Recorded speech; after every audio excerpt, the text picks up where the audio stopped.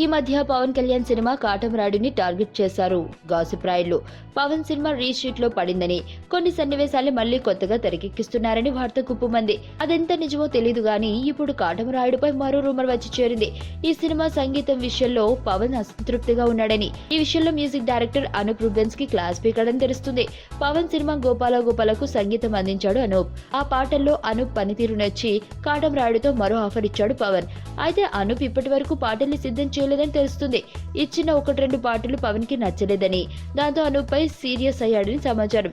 చాలా తక్కువ టైంలో కావాల్సిన పాటల్ని ఇచ్చే సంగీత దర్శకుడుగా అనూప్ కి మంచి పేరుంది. అయితే పవన్ సినిమా అనేసరికి కాస్త శ్రద్ధ పెట్టి పాటల్ని కంపోజ్ చేస్తున్నాడని, అందుకే లేట్ అవుతుందని, ఆలస్యమైన మంచి పాటల్ని ఇవ్వాలనే ఉద్దేశంతో అనూప్ సమయం తీసుకున్నాడని అనూప్ సన్నిహితులు చెబుతున్నారు. అయితే ఈ ఉగాదికి కాటమరాయుడుని రిలీజ్ చేయాలని ఫిక్స్ అయిన పవన్ పాటల విషయంలో అనూప్ ని తొందర పెడుతున్నాడట. అందుకే వీరిద్దరి మధ్య క్లాష్ వచ్చిందన్న గుసగుసలు వినిపిస్తున్నాయి.